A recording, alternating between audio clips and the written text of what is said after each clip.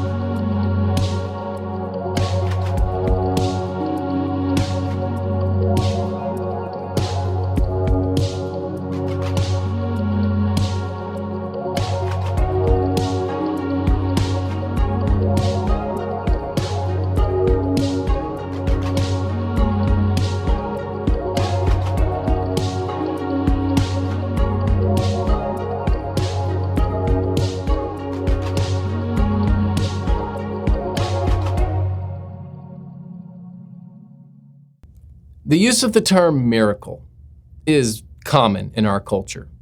We think of the way that we use this term. I passed the test. It's a miracle. It's a miracle I survived my college years.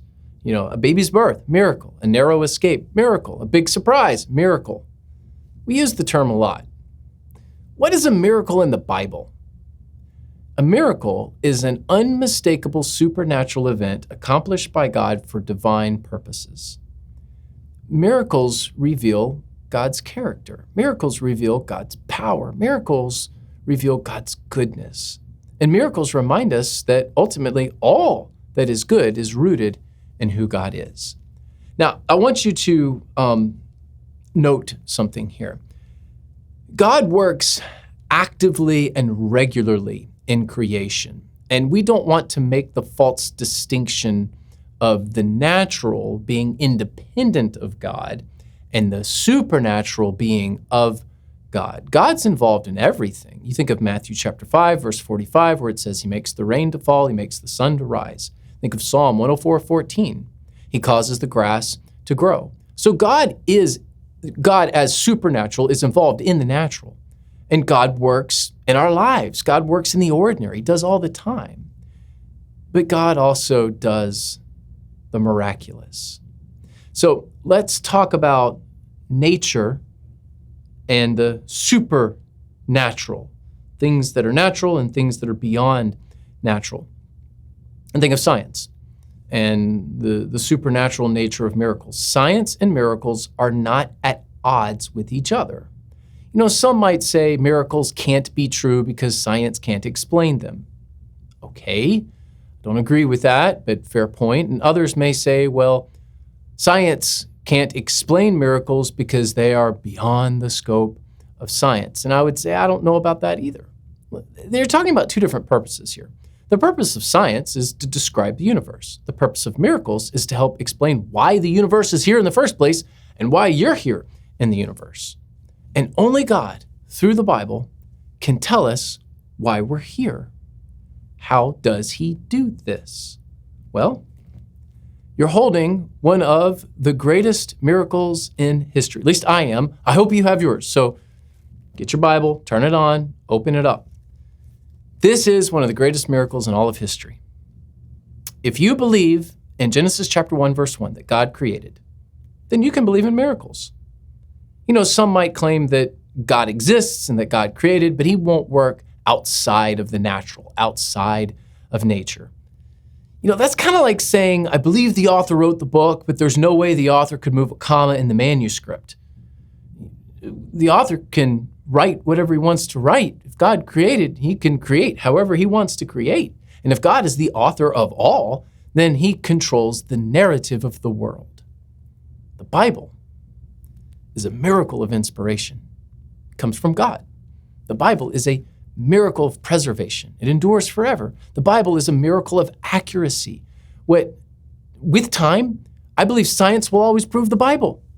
With time, as we discover more of what the earth is and what the universe is, it's just going to point right back to God. The Bible is a miracle of harmony. Let's think about this. 66 books, 40 authors, 1,600 years, 300 plus prophecies about Jesus in the Old Testament. They all agree.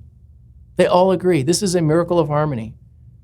And the Bible is a miracle of circulation. It's the world's best-selling book every year.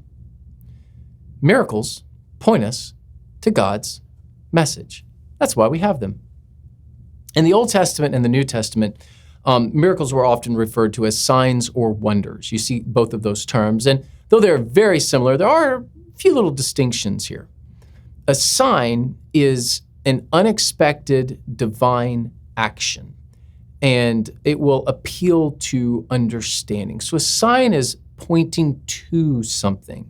The way that Jesus turned the water into wine to point to who he was. So that's what a sign does. The same way a sign on the road points to something, a sign that is a miracle will help us understand who God is better. But miracles are many times wonders as well. And a wonder would be a special manifestation of God's power. And this doesn't necessarily appeal to understanding as much as it does imagination. And when God does something that produces awe within us that is unexplainable, that's what he's doing. So, look briefly at Exodus chapter 15. We see here in Exodus 15 a quick explanation of what a wonder is. In Exodus 15:11, who is like you among the gods, O Lord, glorious in holiness, awesome in splendor, performing great wonders, doing all these miracles that cause awe within us. That's a wonder. But we must be careful about the signs and wonders because they're not always from God. There are some things that are supernatural that do not come from God. And the Bible is explicitly clear about this. Go to Deuteronomy chapter 13 and look at the first 3 verses here. Suppose there are prophets among you, or those who dream dreams about the future, and they promise you signs or miracles, and the predicted signs or miracles occur. If they then say, come, let us worship other gods, gods you have not known before, do not listen to them. The Lord your God is testing you to see if you truly love him with all your heart and soul. So there may be some who do miracles. There may be supernatural things that occur, but they're not of God. They don't point you back to God. Don't fall prey to these false miracles. If the sign doesn't point to God, then it is meant to deceive, not to reveal. If the wonder doesn't make you marvel at God, then it is leading you astray. If the wonder makes you marvel at something else other than God, it's not from God. Jesus performed signs. To do what? He performed miracles to reveal his nature. And the point of these signs is to elicit a faith response. But when Jesus performed a miracle, he's not forcing people into believing him. He wants them to choose him. So I want us to take a look at Jesus' first miracle. If we're going to talk about miracles in the Bible as we're in this series through now the New Testament, coming out of the Old Testament into the New Testament, we're looking at God's story from beginning to end. I wanted to do a sermon on the miracles of Jesus. So let's start with this first miracle, John chapter 2. We're going to look at the first 11 verses. Read along with me. The next day there was a wedding celebration in the village of Cana in Galilee. Jesus' mother was there, and Jesus and his disciples were also invited to the celebration. The wine supply ran out during the festivities, so Jesus' mother told him, "They have no more wine." "Dear woman, that's not our problem," Jesus replied. "My time has not yet come." But his mother told the servants, "Do whatever he tells you." Standing nearby, there were 6 stone water jars used for Jewish ceremonial washing. Each could hold 20 to 30 gallons. Jesus told the servants, "Fill the jars with water." When the jars had been filled, he said, "Now dip some out and take it to the master of ceremonies." So the servants followed his instructions. When the master of ceremonies tasted the water that was now wine, not knowing where it had come from, though of course the servants knew, he called the bridegroom over. "A host always serves the best wine first," he said. "Then when everyone has had a lot to drink, he brings out the less expensive wine. But you have kept the best until now." The miraculous sign at Cana in Galilee was the first time Jesus revealed his glory, and his disciples believed in him. After the wedding, he went to Capernaum for a few days with his mother, his brothers, and his disciples. So when you read John's gospel, there are 7 signs of Jesus in John's gospel. Now, we know that there are many more signs that Jesus did because the very last verse in John's gospel, John 21:25, talks about that the world could not contain the books that would be written if we wrote down everything that Jesus did. So everything that Jesus did was just over the top. There was so much there. So John takes 7 of these miracles that Jesus did, and he uses them to point to who Christ is. Again, remember, signs and miracles are meant to testify to who Christ is. And these signs, they did get people's attention, because if you look at John chapter 3, verse 2, we see that Nicodemus talks about how, everyone's talking about you, Jesus. Your miraculous signs are evidence that God is with you. So people are noticing these miracles, they get the attention, and they're meant to help people believe. But the sign reveals something else about Jesus. And when Jesus performs miracles, we learn something about ourselves and the joy that we can have. Enduring joy is a miracle only Jesus can provide. So back to this wedding ceremony. This particular wedding is at Cana. Now, a wedding ceremony is a symbol of two becoming one. It's a sign pointing to something greater, which is marriage. So the ceremony is in many ways symbolic. The ceremony is not necessary for a marriage. It's just a ceremony. When my fiance and I, now my wife, were getting married, my father-in-law figured this out, and he knew that there was really nothing special about the ceremony. It's just a symbol. So he made me an offer. He said, "I will give you $5,000. Maybe it was 10. I think the last time I talked about this, he corrected me and said he didn't want to appear so cheap. I think it was $10,000. Regardless, it was a lot of money, particularly at the time. I was in my early 20s. And he said, if you don't want a big old ceremony, I'll pay you guys. And I said, that sounds great. Well, my soon-to-be wife and my mother-in-law found out, and the deal was off. We had a big old ceremony. And I remember the wedding day. It was a big deal. It was a very big deal, particularly for Erin, my wife, the small town where she's from. Oh, it was like the whole community was there for her wedding. Well, I mean, it's a big deal here in Jesus' time. The wedding ceremony, the day, the event, all of this stuff was meant to draw people in and to point to what was happening. Jesus' culture was very different than our culture, but in this case, there's a lot of similarities. But we all know this. The wedding day is not the point of a marriage. You would never say, I want a wedding day, I just don't want a spouse. Maybe somebody's wanted that, but that's just strange. That's not really the point.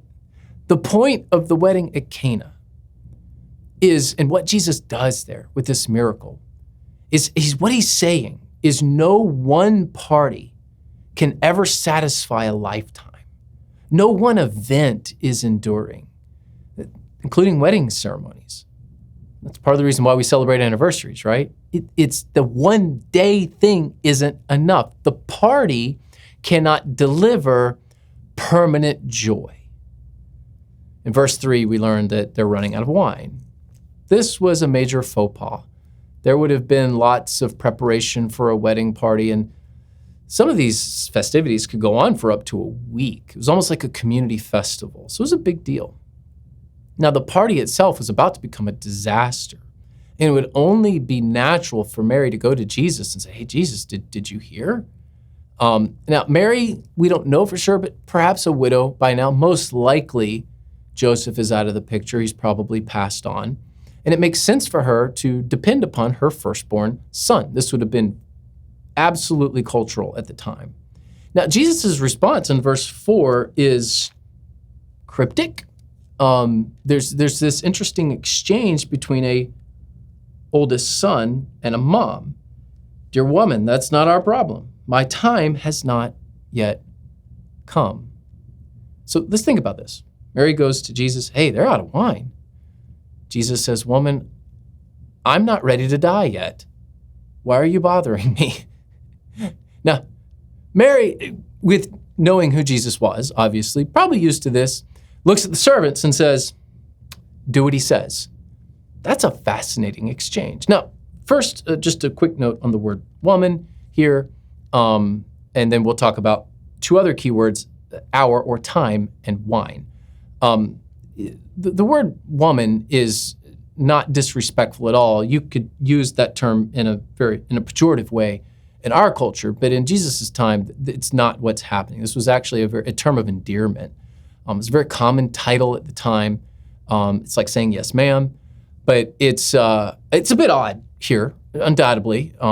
And this is a complicated social context that Jesus is in. I mean, the women had typically more roles inside the home, although they could be business owners and work outside the home. But typically at this time, their roles were more inside the home and a little more private. And the men, their roles were a little more outside the home and public. And this public and private divide collides at weddings. And so this exchange is a rather fascinating exchange. And perhaps Mary was hoping her son would reveal to the world who he was at this party. She's got a sense of him being the Savior, and maybe he's going to do that here. And Jesus was demonstrating that her maternal authority was coming to an end. So as the mom, she would have had authority over Jesus, but now as he transitions into adulthood and into his own ministry, that's beginning to fade. So what does she say? Verse 5, do whatever he tells you.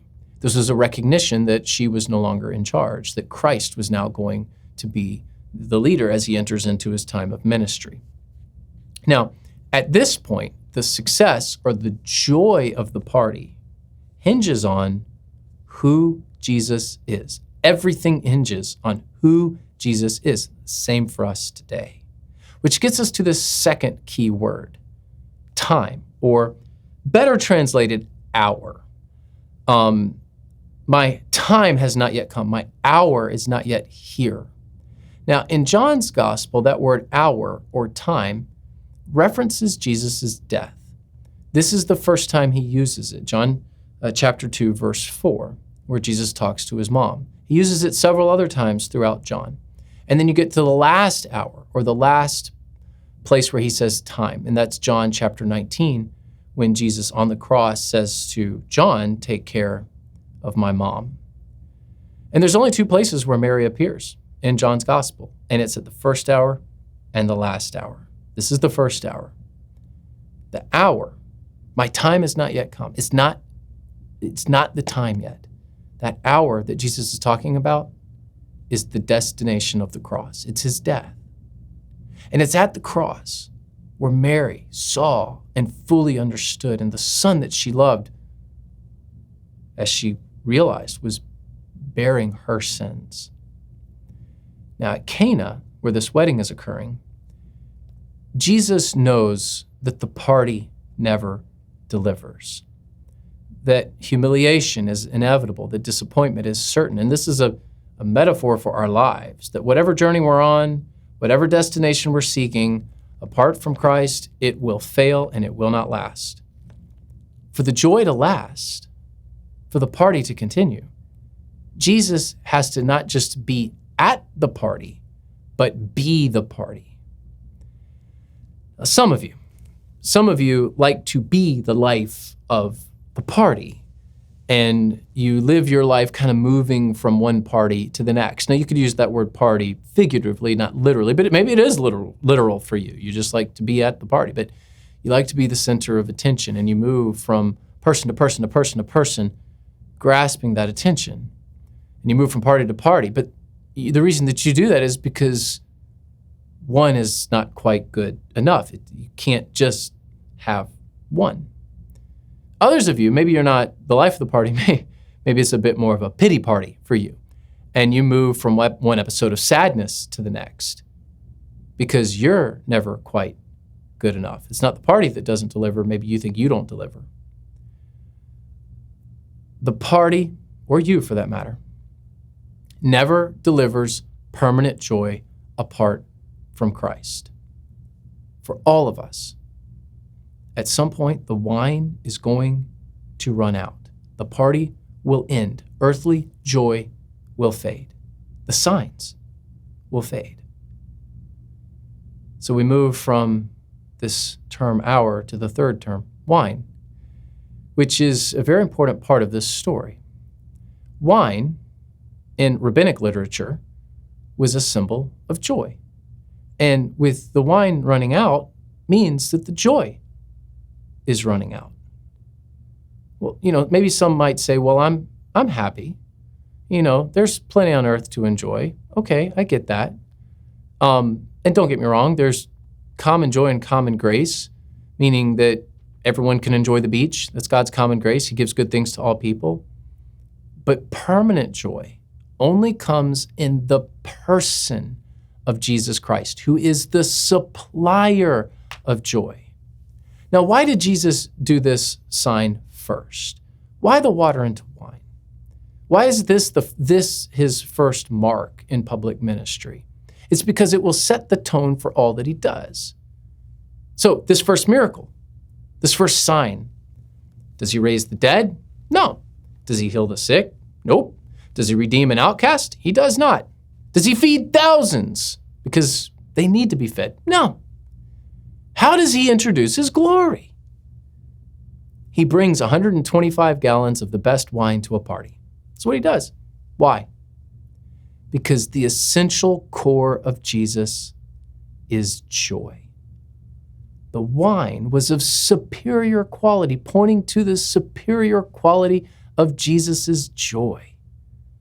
This wedding party is just a taste of a coming party. This worship that we have at our church is just a glimpse into a future marriage feast of the Lamb. But there is no marriage feast without Jesus' hour. No life of the party without the death of Christ. The people partying at Cana were sipping joy or wine via purification jars, it says in verse 6. They were sipping joy via purification jars. Jesus drank sorrow via the purification of the cross. What Jesus is saying here and what he's doing is he's saying, I'm the wine or the joy that you really need. Your joy will run out without me. So, what are you pouring into your soul?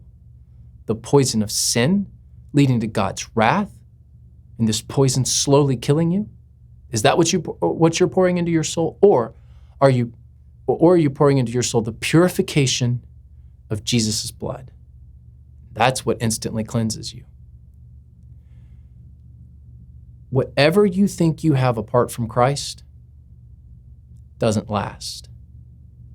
Only Jesus can bring you enduring and eternal joy.